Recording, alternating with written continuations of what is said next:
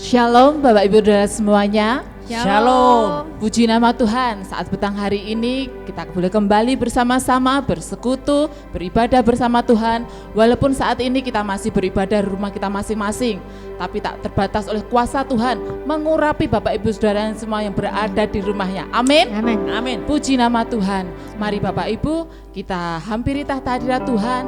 Terlebih dahulu kita akan berdoa, merendahkan diri di hadapan Tuhan. Mari kita akan berdoa, doakan saya, hantarkan. Syukur Bapa, Engkau sungguh baik, Engkau sangat baik bagi kami semuanya. Di kesempatan petang hari ini Tuhan, kalau kami masih boleh bersama-sama beribadah bersama dengan keluarga kami, walaupun saat ini kami masih di rumah beribadah, tapi kami yakin dan percaya Tuhan, Roh Kudus-Mu bekerja, tak terbatas oleh ruang dan waktu ya Tuhan. Kami yakin dan percaya kuasa-Mu bekerja di rumah setiap jemaat-Mu semuanya ya Tuhan. Terima kasih ya Tuhan, terima kasih.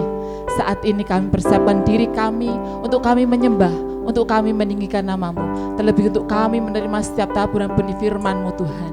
Kami mengucapkan puji syukur atas berkat-Mu, di dalam nama Tuhan Yesus kami telah berdoa. Amin. Haleluya.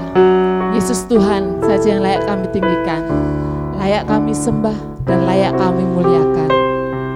Glory Yesusku. Yesus Tuhan ditinggikan, dimuliakan dan naik ke surga. Dia berikan Roh Kudus-Nya menguatkan dan menolong selalu. Sungguh ku rindu bersekutu denganmu selamanya.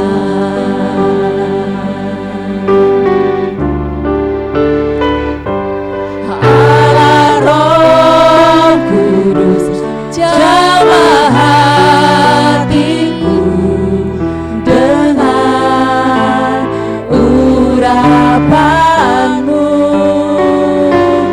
Rindu selalu dekat denganmu, tinggal di hadirat-Mu. Hanya Engkaulah Tuhan kami, Yesus kami, yang layak kami tinggikan, yang layak kami muliakan. Glory Tuhan, terpujilah nama-Mu.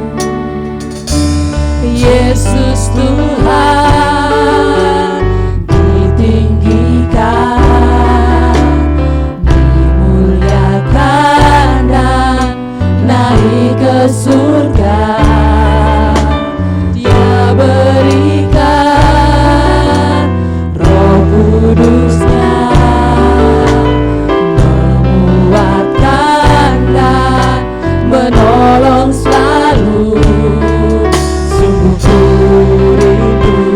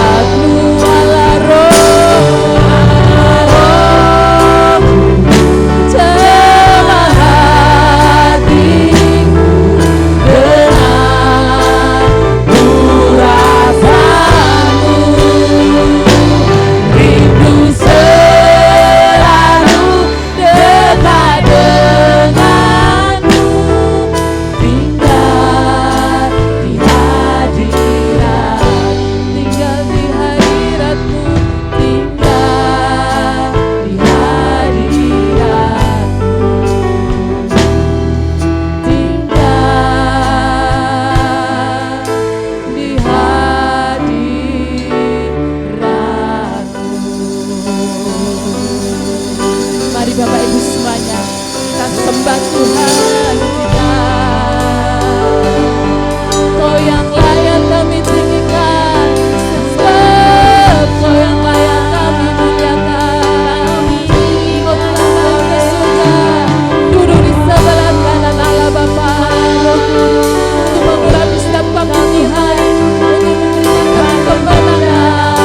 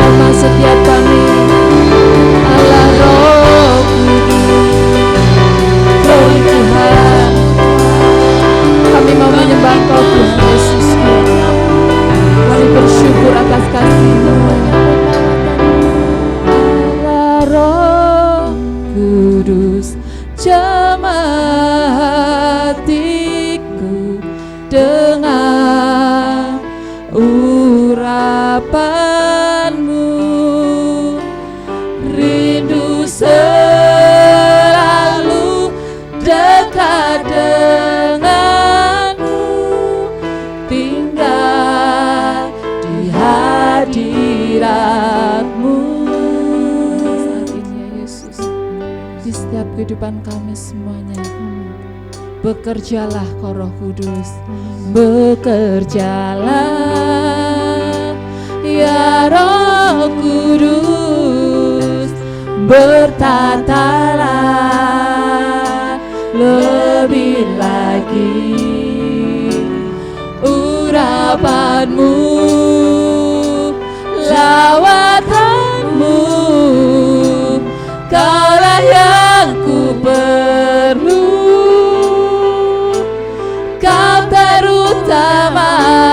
Di hidupku bekerjalah, bekerjalah ya Roh Kudus, bertatalah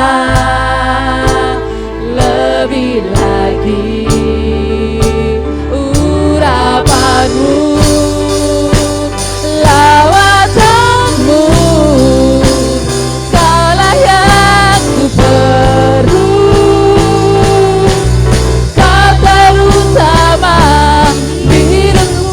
Kau bekerja di setiap rumah dan jemaat-Mu Tuhan. Haleluya. Ya Roh Kudus, bertatalah lebih lagi urapanmu, jawabanmu, Kaulah yang ku perlu.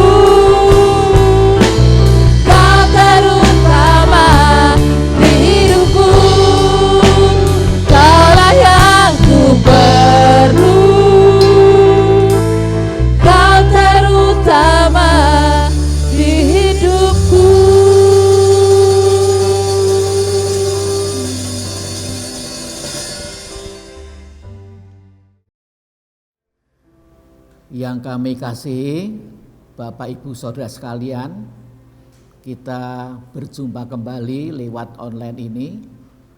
Salam sejahtera dalam kasih-Nya Tuhan Yesus Kristus. Saya percaya Tuhan tetap memelihara kehidupan saudara sekeluarga, dan pasti Tuhan membuka jalan kepada saudara sekalian untuk mengatasi segala kesulitan yang ada. Allah sedang turut bekerja dalam situasi kita untuk mendatangkan kebaikan bagi kita yang mengasihi Tuhan dan hidup dalam rancangannya Tuhan. Mari kita lebih dulu akan berdoa. Kita tundukkan hati kita kepada Tuhan. Haleluya. Bapa yang di surga, Tuhan kami Yesus Kristus, Tuhan yang sangat mempedulikan dan mengasihi kami. Kami bersyukur ya Tuhan kalau pada sore hari ini kami sekeluarga dapat beribadah bersama-sama. Ini adalah anugerah Tuhan yang luar biasa. Karena Tuhan mau hadir dalam keluarga kami. Haleluya. Keluarga kami merupakan keluarga yang dikasih, diperhatikan, dan dipedulikan oleh Tuhan. Tuhan Yesus, jamah setiap hati kami, datangkan dalam hati kami hati yang lapar dan haus akan firman Tuhan, dan limpahkan urapan-Mu kepada kami sementara kami mendengar firman Tuhan, agar kami dapat menangkap secara maksimal kebenaran firman Allah itu, dan firman yang kami tangkap itu akan bekerja luar biasa dalam hidup kami ini, akan membuat kami menjadi makin dewasa rohani dan kami makin matang dalam iman. Haleluya. Dan kami akan muncul lebih daripada para pemenang. Terima kasih karena kami anggota tubuh Kristus dan Kristus adalah kepala atas kehidupan kami ini. Terima kasih Tuhan. Urapi hamba-Mu yang sebentar menyiapkan firman Tuhan. Pimpin, haleluya, supaya hamba boleh menyampaikan apa yang menjadi isi hatinya Tuhan. Di dalam nama Tuhan Yesus Kristus, hamba berdoa dan mengucapkan syukur. Haleluya. Amin. Nah, firman Tuhan pada sore hari ini dengan tema kenaikan Kristus membebaskan tawanan. Ya, jadi kenaikan Tuhan Yesus ke surga itu membebaskan tawanan, ya. Puji Tuhan, ya. Ketika Tuhan Yesus belum naik ke surga, ya, yang akan kita peringati, ketika Yesus belum naik ke surga, maka roh-roh orang mati, baik itu orang benar atau orang fasik, semua tertawan, ditawan. Di mana? Di dalam alam maut, atau bahasa Yunaninya Hades. Letaknya di mana alam maut itu? Tuhan Yesus mengatakan, menunjukkan letaknya di rahim bumi atau di pusat bumi, di bagian bumi yang paling bawah, di bawah kaki kita itu. Disitulah tempatnya roh-roh orang mati, baik orang-orang berdosa, orang fasik atau orang benar, orang kudus, saleh-salehnya Tuhan. Semua masih tertawan di situ. Nah, ketika Tuhan Yesus naik ke surga, lebih dulu dia turun ke bagian bumi yang paling bawah untuk membebaskan orang-orang kudus yang tertawan di dalam alam maut, atau kalau Alkitab terjemahan lama dituliskan alam bersah, ya, alam bersah. Kita baca Efesus 4 ayat 8 sampai 10. Efesus 4 ayat 8 sampai 10. Itulah sebabnya kata Nas, tatkala ia naik ke tempat tinggi, ya, tatkala Yesus naik ke tempat tinggi, ke surga, ia membawa tawanan-tawanan. Ia memberikan pemberian-pemberian kepada manusia. Bukankah ia telah naik? Berarti bahwa ia juga telah turun ke bagian bumi yang paling bawah. Ia juga telah turun ke bagian bumi yang paling bawah. Ia yang telah turun, ia juga yang telah naik jauh lebih tinggi daripada semua langit untuk memenuhkan segala sesuatu. Ya, Yesus yang naik ke surga di tempat yang tertinggi di surga, maka dia lebih dahulu telah turun di bagian bumi yang paling bawah. Dan disitulah terdapat alam maut. Ya, semua roh-roh orang mati terpenjara di alam maut itu. Ya, nah Yesus yang naik ke surga telah lebih dahulu turun ke bagian bumi yang paling bawah, yaitu alam maut, tempat penampungan arwah-arwah orang mati. Tuhan Yesus telah lebih dulu memberitahukan hal ini kepada murid-muridnya. Ya, Tuhan Yesus telah memberitahukan hal ini kepada murid-muridnya. Ya, kalau Tuhan tidak memberitahu, kita juga tidak akan tahu alam maut itu di mana, apakah ada sungguh-sungguh, ya, atau hanya dongeng.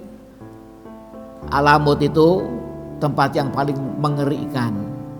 Ya, sebab itu biarlah kita mengambil keputusan untuk percaya kepada Yesus.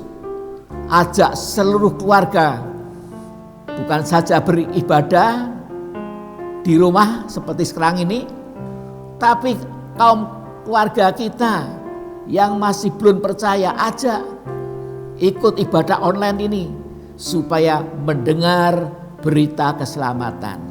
Ya, dalam Injil Matius pasal 12 ayat yang ke-40 mengatakan, ya, ini yang menyampaikan adalah Tuhan Yesus sendiri, ya.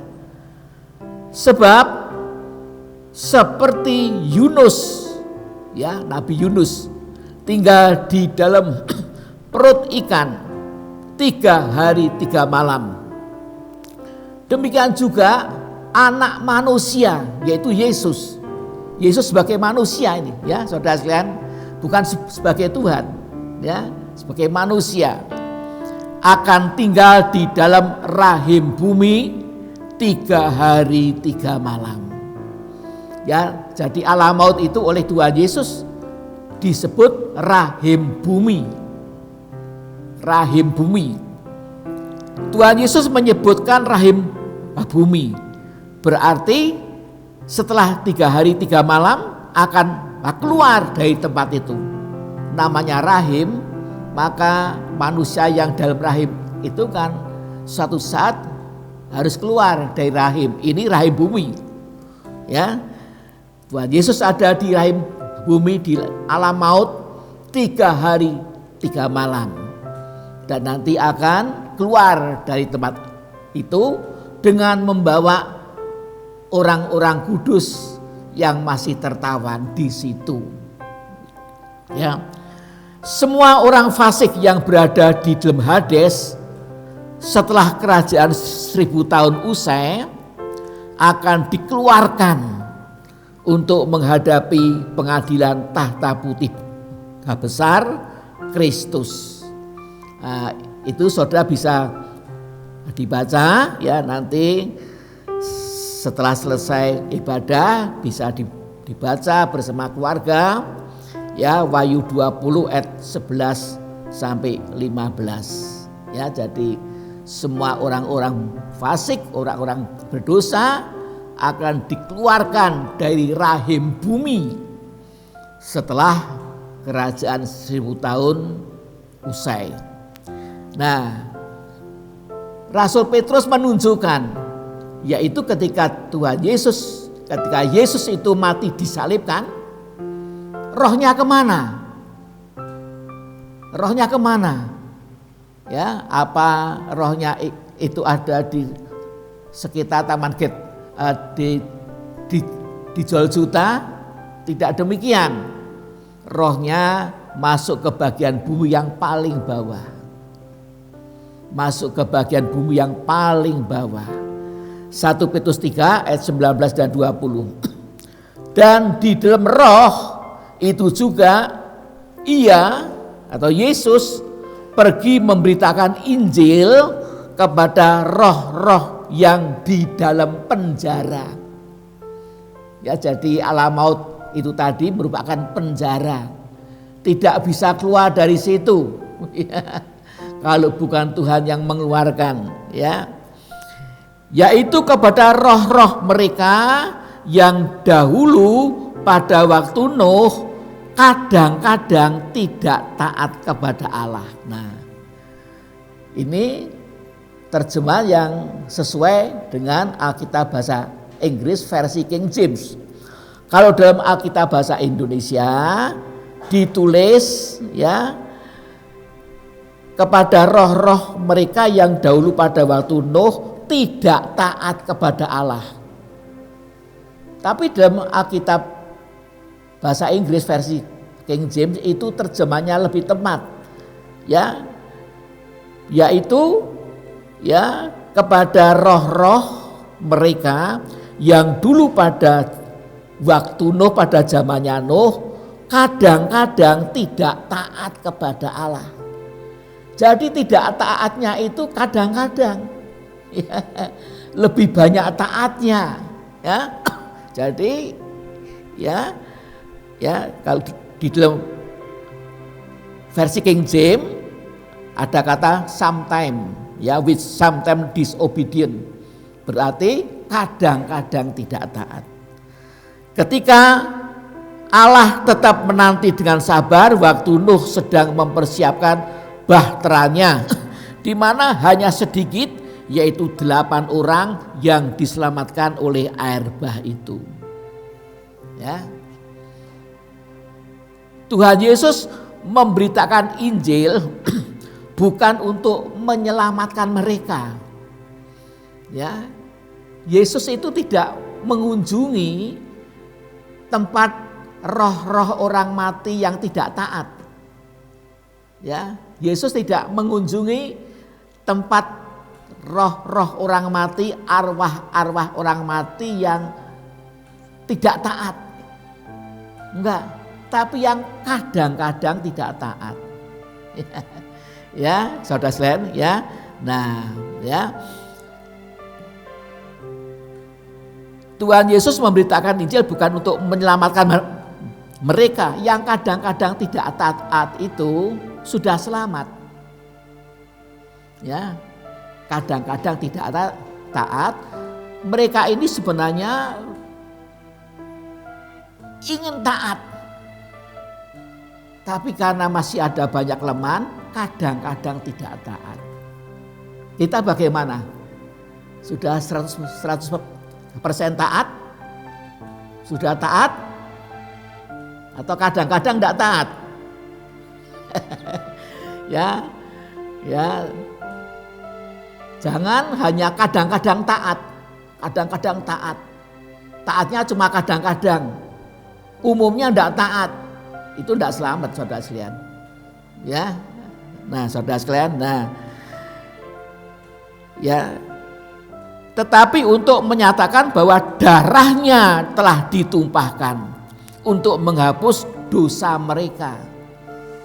Ya, jadi Tuhan Yesus itu rohnya pergi ke alam maut untuk menunjukkan, aku baru saja disalibkan di muka bumi, darahku telah ditumpahkan.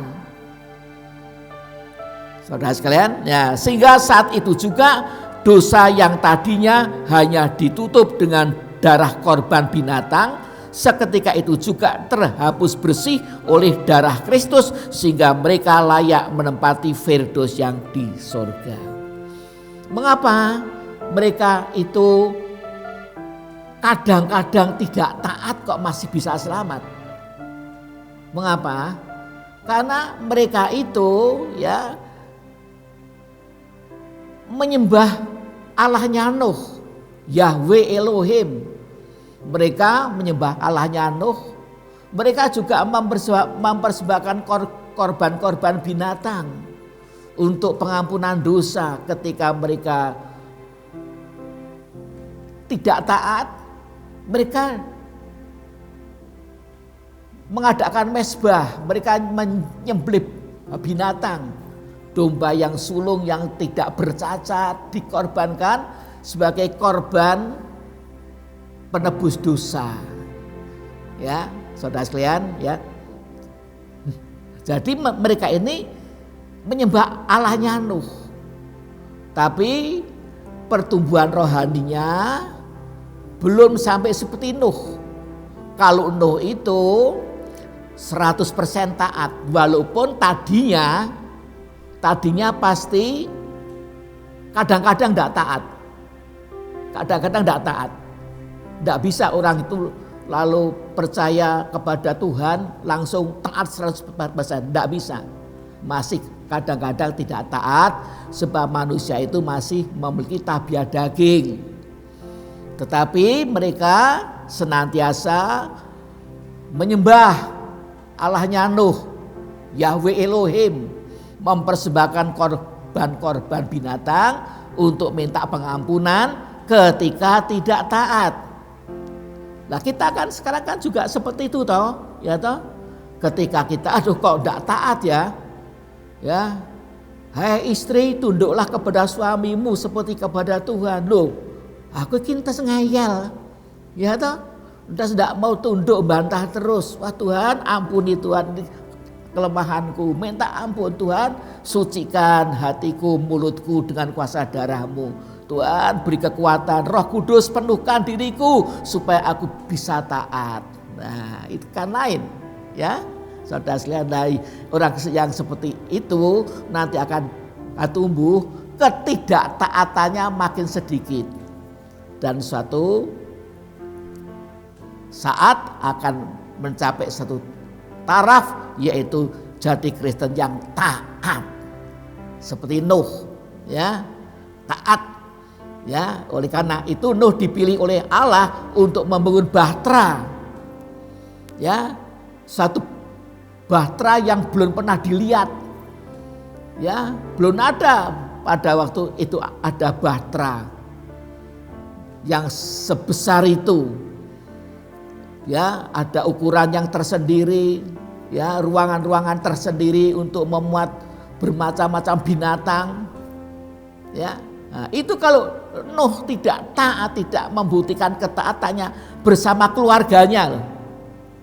Maka tidak mungkin Allah itu menyuruh Nuh membangun bahtera. Allah melihat satu keluarga ini tadinya memang kadang-kadang tidak taat. Tapi dalam proses selanjutnya mereka jadi keluarga yang taat. Demikian juga kepada keluarga saudara. Ya, satu keluarga, suami, istri, anak, mungkin ada cucu, menantu. Ya toh, sekarang ini mungkin masih belum banyak taat. Banyak tidak taatnya. Tapi kalau saudara setia pada Tuhan, saudara semua minta baptisan Roh Kudus, maka Roh Kudus itu akan menuntun saudara kepada seluruh kebenaran. Bukan hanya untuk mengerti kebenaran, tapi untuk mentaati. Nah, ini namanya bertumbuh. Kristen yang bertumbuh itu adalah orang Kristen yang tadinya tidak taat menjadi makin taat, taat, ya, sampai betul-betul tidak bercacat dan tidak bercela, dikuduskan dan disempurnakan. Itu pekerjaan Tuhan. Dan sekarang kita seperti Nuh, sedang diperintah Tuhan untuk membangun bahtera. Apa bahteranya sekarang ini? Bahteranya yaitu tubuh Kristus. Gereja yang benar itu bahtera. Ya, tubuh Kristus. Nah, saudara sudah ditempatkan di suatu gereja di suatu gereja lokal, disitulah saudara harus membangun tubuh Kristus. Ya, dengan ketaatan saudara akan dapat prioritas untuk orang pertama yang berada di Batra itu yang diselamatkan. Nanti ketika dunia ini akan dibanjiri dengan 3x7 hukuman dari Allah Tritunggal. Nah, ya saudara sekalian ya. Nah, mengapa orang-orang kudus itu, orang-orang benar itu kok masih ada di alam maut, di Hades? Mengapa? Kok tidak langsung ke sorga saja yang di atas? Kok rohnya ketika mati, bayangkan masuk bumi ini loh saudara sekalian. Masuk bumi ini. Ngeri enggak? Oh, tapi kalau kita orang-orang kudus, kita enggak ngeri. Ya. Tapi bagi orang-orang fasik yang menolak Kristus, bayangkan masuk ke dalam bumi yang paling bawah, ambles saudara sekalian. Tidak bisa berontak. Saudara sekalian, nah ketika itu orang-orang pada zamannya Nuh sebelum Yesus disalibkan, kalau mereka berbuat salah, berbuat dosa, mereka minta ampun dengan apa? Mengkorbankan darah binatang. Ya, nah darah binatang itu tidak mungkin menghapus dosa. Tidak mungkin. Darah binatang kok bisa menghapus dosa? Tidak bisa. Hanya nutup dosa. Dosanya ditutup. Jadi darah binatang itu sebagai panjer. Ya, ditutup dulu dengan darah binatang. Mazmur 32 ayat yang ke-1 mengatakan, dari Daud nyanyian pengajaran, berbahagialah orang yang diampuni pelanggarannya, yang dosanya ditutupi. Ya, orang yang diampuni pelanggarannya. Ya, karena tidak taat tadi. Diampuni dan ditutupi dosanya. Ditutup pakai apa? Darah binatang. Mazmur 85 ayat yang ketiga. Engkau telah mengampuni kesalahan umatmu, telah menutupi segala dosa mereka. Ditutupi dengan darah korban binatang. Nah, ya.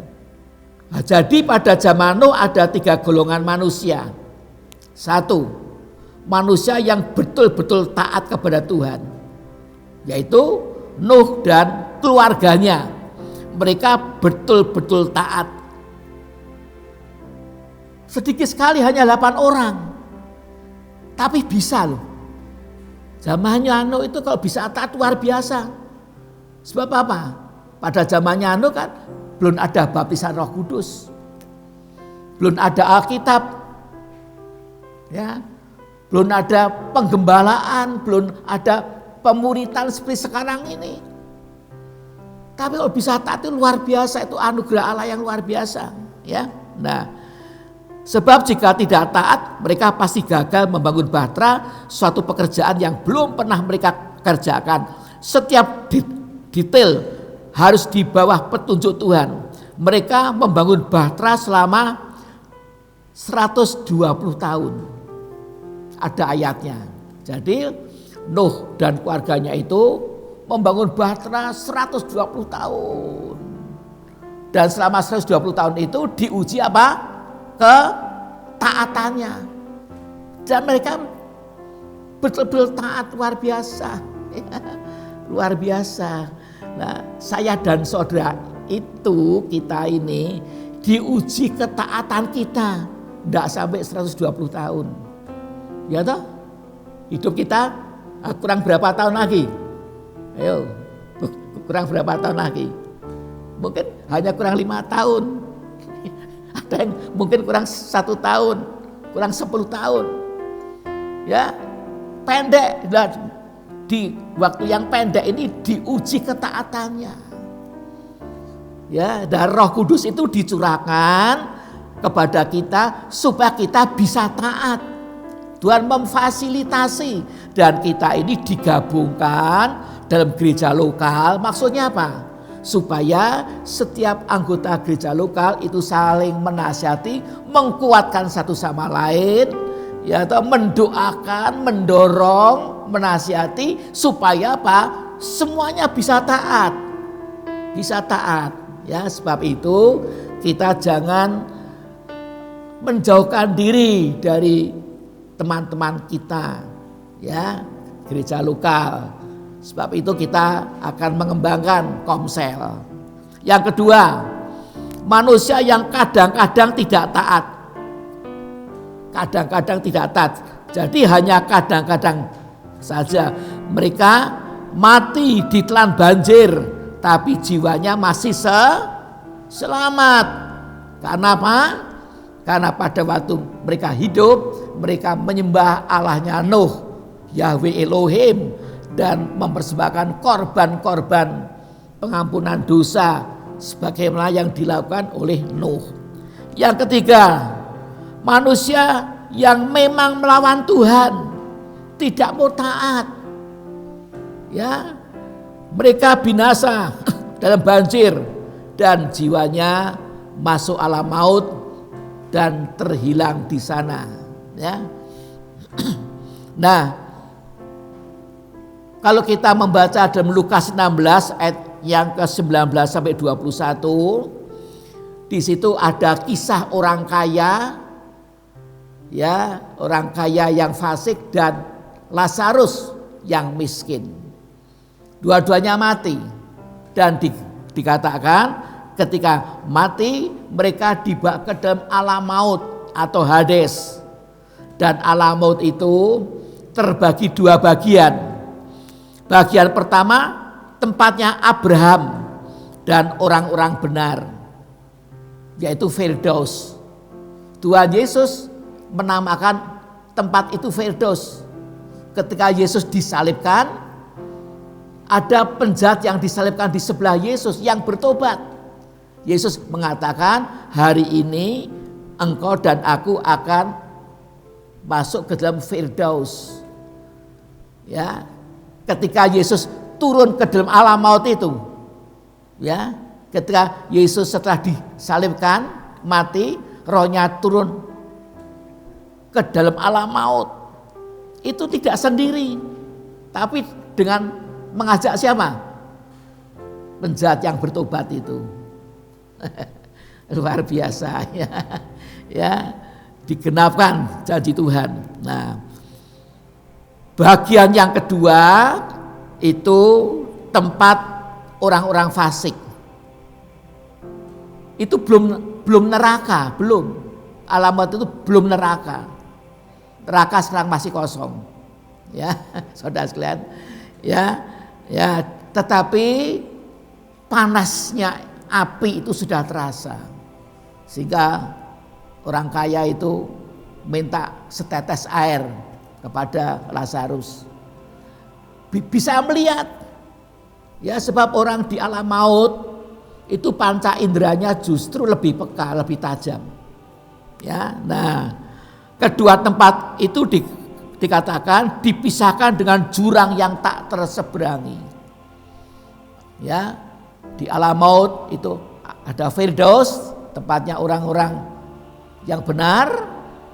Ada tempat siksaan, ya, yang dari sini mau ke situ tidak bisa, dari sini mau ke sana tidak bisa, dipisahkan dengan jurang yang lebar yang tidak bisa terseberangi.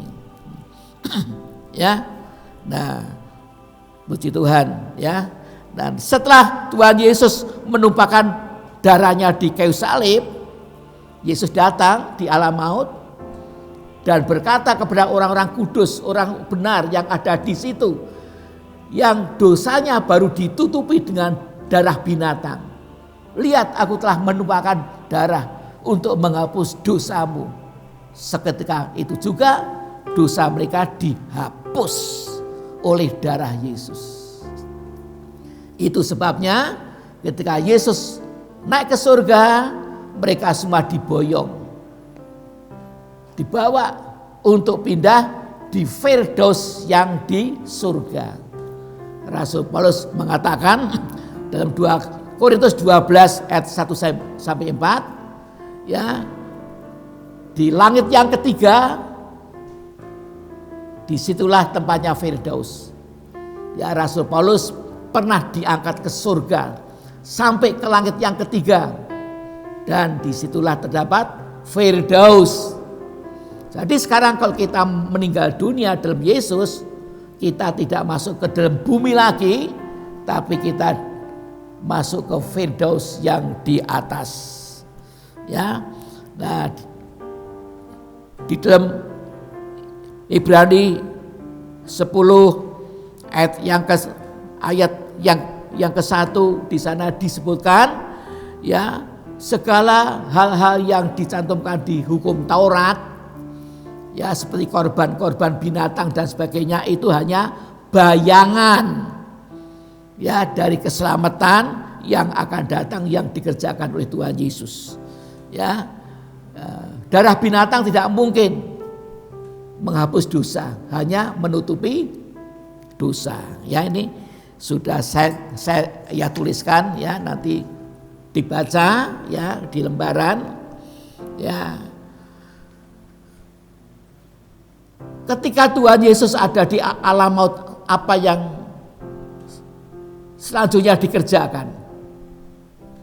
Tuhan Yesus merebut segala kunci maut dan kerajaan maut yang tadinya di tangan iblis.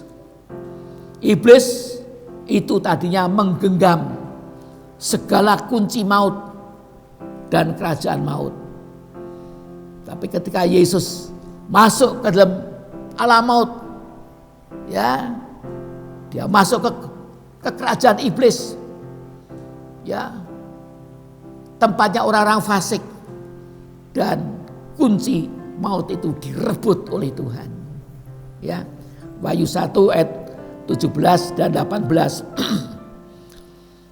Ketika aku melihat dia, ini Yohanes, ya, di Pulau Patmos, tersungkurlah aku di depan kakinya sama seperti orang yang mati. Tetapi ia atau Yesus meletakkan tangannya di atasku lalu berkata, jangan takut, aku adalah yang awal dan yang akhir dan yang hidup. Aku telah mati, namun lihatlah, aku hidup sampai selama-lamanya, dan aku memegang segala kunci maut dan kerajaan maut.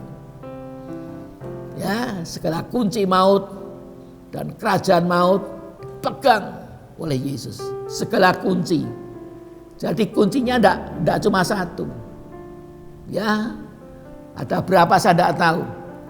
Rupanya di alam maut itu ada ruang-ruang penjara-penjara. Memang ada penjara untuk malaikat jahat.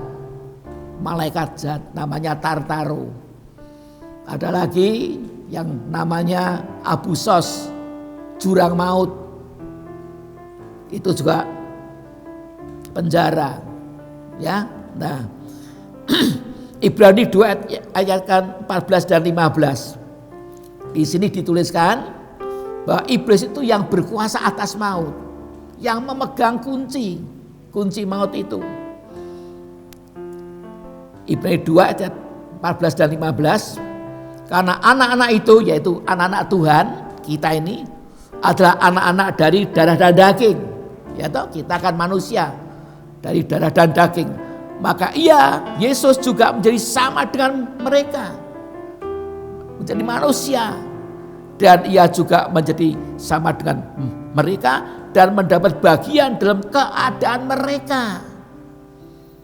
Ya, mendapat bagian dalam keadaan mereka, bisa mengalami derita, sengsara, lapar, haus, dibunuh, disalibkan. Ya, kalau Yesus sedang ada di dunia ini sebagai manusia, dia tidak menggunakan ketuhanannya, walaupun dia setara dengan Allah, tapi tidak menggunakan kesetaraannya dengan Allah itu untuk membela diri, tidak. Bahkan dia mengkosongkan dirinya dari hak-haknya sebagai Allah. Maka dia bisa disalibkan, dibunuh. Ya. Nah, supaya apa? Supaya oleh kematiannya ia memusnahkan dia, yaitu iblis yang berkuasa atas maut.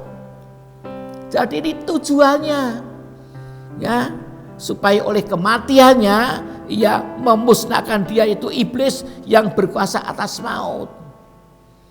Jadi iblis itu dikalahkan oleh manusia. Kalau oleh Tuhan, oleh Allah, tidak heran, ini manusia yang luar biasa. Ini manusia yang menjadi role model, menjadi contoh untuk kita semua, ya. Dan supaya dengan jalan demikian ia membebaskan mereka yang seumur hidupnya berada dalam perhambaan oleh karena takutnya kepada maut. Ya, untuk membebaskan manusia yang sepanjang hidupnya ini dipenjarakan oleh ketakutan terhadap maut, ya, terhadap kematian, maut, ya, ya, memusnahkan, itu bahasa Yunani katargio, artinya membuat tidak berdaya. 2, membuat nihil, nol, membuat tidak aktif, membuat tidak berpengaruh, membuat lumpuh. Iblis sudah dilumpuhkan. Ya, sebenarnya kita berperang menghadapi iblis itu, berperang melawan musuh yang sudah kalah. Ya, nah, Tuhan Yesus yang telah naik ke surga segera akan datang kembali bersama orang-orang kudusnya yang tidak terhitung banyaknya. Saya tidak bisa membayangkan kok saudara-saudara, nanti langit itu dipenuhi dengan orang-orang kudus. Kalau Henoh hanya mengatakan beribu-ribu orang kudusnya. Coba kita membaca, atau kita baca dulu, ya, Kisah Rasul 1 ayat 10 dan 11. Ketika mereka sedang menatap ke langit, waktu yang naik itu, waktu naik, ya, 120 murid Tuhan menatap ke langit. Tapi dia hanya lihat Yesus yang naik. Tapi orang-orang kudus yang dilepaskan dari alam maut itu Tuhan tidak izinkan lihat. Ya, murid-murid Tuhan tidak lihat orang-orang tawanan yang dibebaskan tadi, tapi hanya lihat Yesus. Allah mau supaya murid-murid Tuhan ini fokus hanya pada Yesus.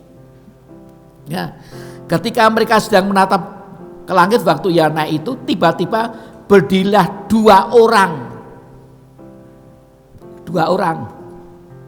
bukan malaikat, ya, yang berpakaian putih dekat mereka dan berkata kepada mereka, "Hai orang-orang Galilea, mengapa kamu berdiri melihat ke langit? Yesus ini yang terangkat ke surga meninggalkan kamu akan datang kembali dengan cara yang sama seperti kamu melihat dia naik ke surga." Tuhan Yesus naik ke surga dari atas Bukit Zaitun.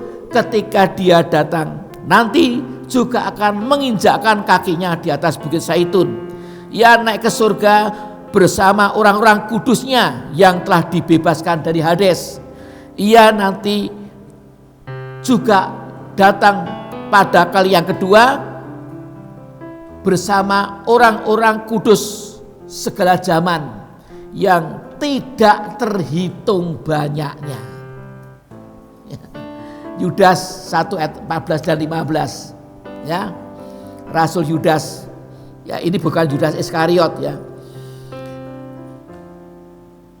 Pasal 1 ayat 14 dan 15 juga tentang mereka. Henoh, keturunan ketujuh dari Adam, telah bernubuat, katanya, sesungguhnya Tuhan datang dengan beribu-ribu orang kudusnya.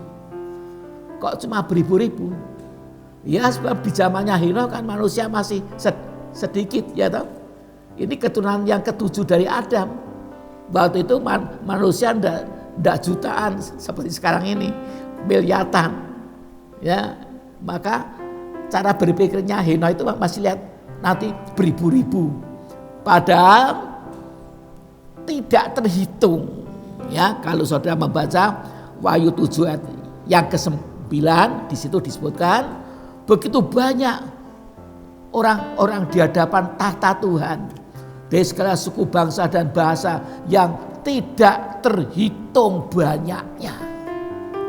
Dan itu mereka semua akan datang menyertai Tuhan ketika dia datang pada kali yang kedua, hendak menghakimi semua orang dan menjatuhkan hukuman atas orang-orang fasik karena semua perbuatan fasik yang mereka lakukan dan karena semua kata-kata nista yang diucapkan orang-orang berdosa yang fasik itu terhadap Tuhan. Ya, kita tidak bisa bayangkan, saudara sekalian. Wah, seperti apa? Belum lagi ditambah malaikat-malaikat yang dahsyat, yang perkasa, yang mulia. Ya, Zakaria 14 ayat 3 dan 4 di sana dikatakan, kemudian Tuhan atau Yahweh akan maju berperang melawan bangsa-bangsa itu seperti ia berperang pada hari pertempuran. Pada waktu itu kakinya akan berjejak di Bukit Zaitun yang terletak di depan Yerusalem di sebelah timur. Bukit Zaitun itu akan terbelah dua dari timur ke barat sehingga terjadi suatu lembah yang sangat besar. Setengah dari bukit itu akan bergeser ke utara dan setengah lagi ke selatan. Semua orang kudus bersama-sama dia. Semua orang-orang kudus bersama-sama dia. Ya, Wahyu 11 ayat yang ke-15, ya. Saudara sekalian, ya. Lalu malaikat yang ketujuh meniup sangkakalanya dan terdengarlah suara nyaring di dalam surga. Nah, katanya pemerintahan atas dunia dipegang oleh Tuhan kita. Ya, pemerintahan atas dunia sekarang ini akan dipegang oleh Tuhan kita dan Dia yang diurapinya itulah Tuhan Yesus Kristus. Dan ia akan memerintah sebagai raja sampai selama-lamanya. Haleluya. Ya, saudara sekalian, oleh sebab itu mari kita bertumbuh. Ya, dari yang mungkin kita tadinya tidak taat dan kita berjuang untuk taat.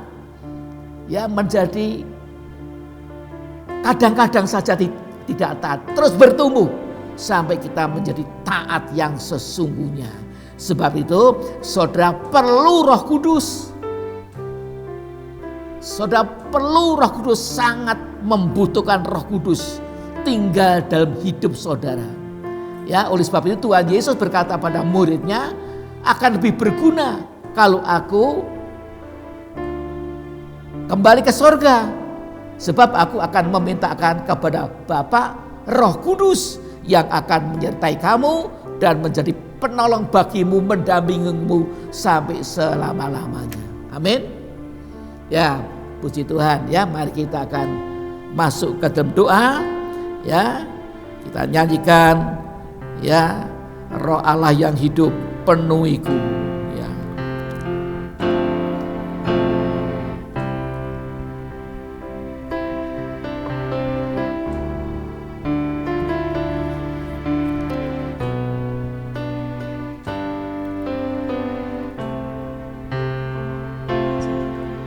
Membebaskan hidup yang terbelenggu, Amin. memulihkan hati mereka yang terluka, serta menjadikan mata yang buta. Jadikan hidupku alatmu, dipenuhi urapan baru, menyatakan kebesaran kuasa-Mu. Membebaskan hidup yang terbelenggu, memulihkan hati mereka yang terluka, serta menjalikan mata yang buta.